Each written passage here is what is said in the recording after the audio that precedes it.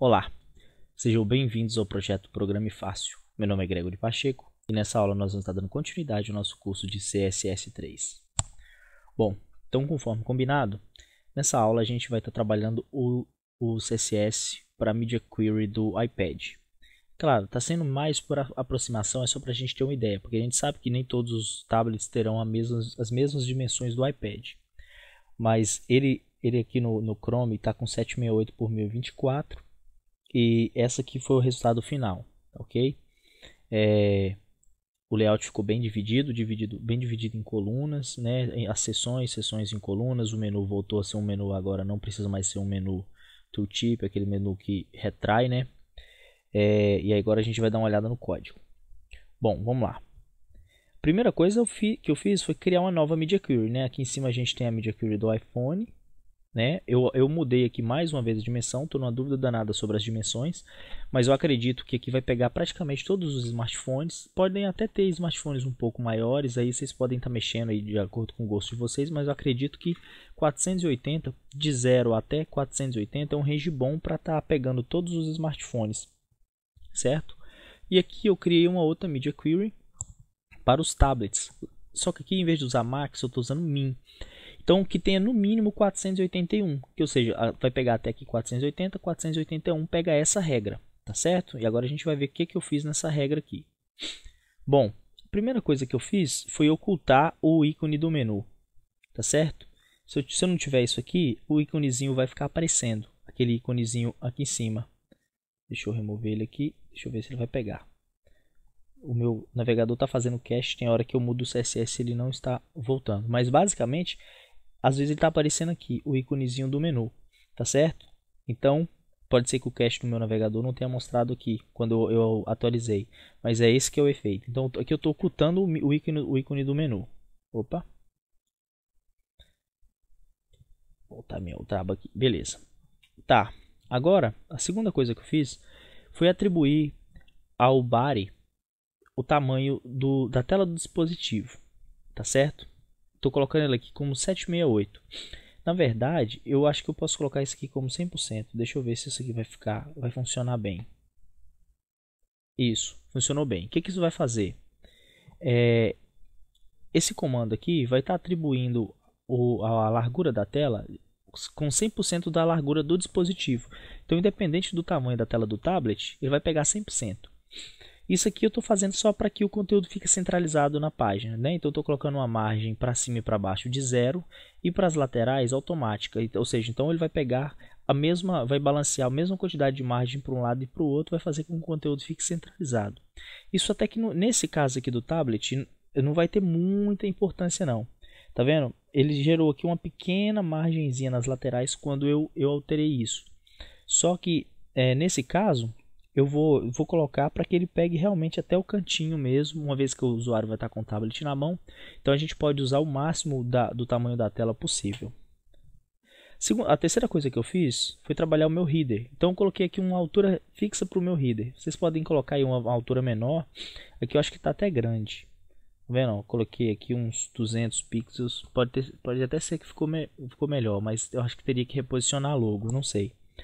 Por enquanto vamos deixar assim, que é só para vocês terem ideia e vocês vão ajustando o layout de vocês de acordo com o que vocês acharem melhor. Em seguida, eu estou trabalhando as minhas sections. Então estou colocando aqui um tamanho fixo para as minhas sections, né? A gente tem 3 sections basicamente dentro do documento, que é essa primeira section onde eu coloco as promoções, section do meio que é as gerais e a section dos depoimentos. Então eu atribuí aqui um tamanho para ela fixo e coloquei um clear both, ou seja, o clear both vai fazer com que nada flutue nem à esquerda e nem à direita, o que vai obrigar com que a segunda section sempre vá para baixo e nunca fique uma do lado da outra. Isso aí faz com que o seu template, o seu layout não quebre nunca, ou quase nunca. Bom, em seguida eu estou estilizando aqui as duas divs de promoções que tem aqui dentro da minha primeira section. Deixa eu voltar nela aqui. Então eu tenho aqui a div 1, prom 1 e prom 2, tá? Eu estou conversando com elas pelo ID. Então aqui eu estou falando com as duas dessa seguinte forma.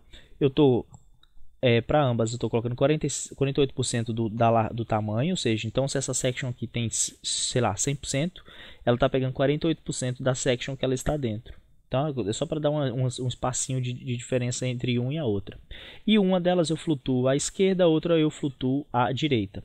Eu acho até que eu consigo, deixa eu testar, não sei se vai funcionar. Eu acho que eu consigo resumir esse CSS aqui numa regra só. E se as duas flutuarem para a esquerda, o efeito vai ser o mesmo. Aí, ó. O efeito foi quase o mesmo. A única diferença é que eu preciso aqui colocar um margem left. Na verdade, deixa eu ver, um margem left. Pode ser um margem left de 5 pixels. Opa. Coloquei no lugar errado, é aqui, ó. Um margem left para dar uma leve distanciada entre as duas, mas ainda assim não está me agradando muito não. Mas é só para a gente ter uma pequena organização, tá certo? Ficou até bom, até que eu gostei, ó. Vou até replicar isso para de baixo, que é a próxima regra que eu vou falar para vocês, que é agora os gerais, né? A gente saiu dessa section aqui e foi para section gerais agora. Então tem os gerais 1, gerais 2 e gerais 3. Também estou resumindo todas as regras separadas por vírgulas, né? Lembrando que os seletores, quando eles separados por vírgula, você está atribuindo essa mesma regra a todas essas divs aqui, a todos esses IDs. Então eu flutuei todo mundo à esquerda, coloquei um tamanho de 32%, que agora uma vez que a gente vai ter 3 divs, né? Essas duas ia dar imagem. Tá, aí eu estou dando um espacinho para cada um e estou colocando aqui um margem left. Da mesma forma, tá certo? Aqui esse margem aqui ficou um pouco colado, podemos até colocar uma outra margem, mas nesse caso aqui eu não vou colocar não. Então foi isso que eu fiz aqui. Basicamente eu flutuei todo mundo à direita, coloquei um tamanho fixo e em seguida eu atribuí uma pequena margem, tá certo? Eu tenho gerais 2 aqui de novo. Por que eu tenho gerais 2 aqui de novo? Gerais 2, gerais 3. Deixa eu ver aqui. Tá. Agora aqui eu estou conversando com a imagem dentro do meu gerais 2. Gerais 2 eu tenho uma imagem aqui dentro e eu estou aqui apenas posicionando essa imagem mais ou menos no centro da minha div, tá certo? Então estou colocando aqui 23% de margem para colocar ela mais ou menos centralizada, mas isso aí vai mudar de acordo com o tamanho da imagem. Vocês vão ter que, de acordo com a imagem que vocês estão usando, esse valor pode estar mudando, tá certo? Agora a parte de depoimentos. Em depoimentos eu não estou usando ID, eu estou usando classe, tá? Então a minha última section, que é de depoimentos, eu estou usando a mesma classe para os dois. Então eu só precisei colocar aqui um ponto, né, que é para classes, colocar depoimentos. E aquela mesma regra, né, que a gente fez quando foi com o iPhone. Eu coloquei uma sombra, arredondei os cantos, né, setei um tamanho de 47%, que é uma vez que são duas, 50-50. Esses 3% é uma diferença entre ambas. Flutuei ambas à esquerda e aqui eu configurei uma margem, tá certo? Aí a gente teve aquele efeito, esse efeito aqui. Né, se eu voltar aqui, eu colocar um zoom um pouquinho maior. Deixa eu fechar isso aqui. Opa. Deixa eu tirar esse SP todo aqui para a gente poder ter uma noção melhor. Tá lá. Então, aí a gente tem mais ou menos esse efeito aqui. Eu coloquei uma distânciazinha entre elas, porque a sombra de uma estava sobre a outra.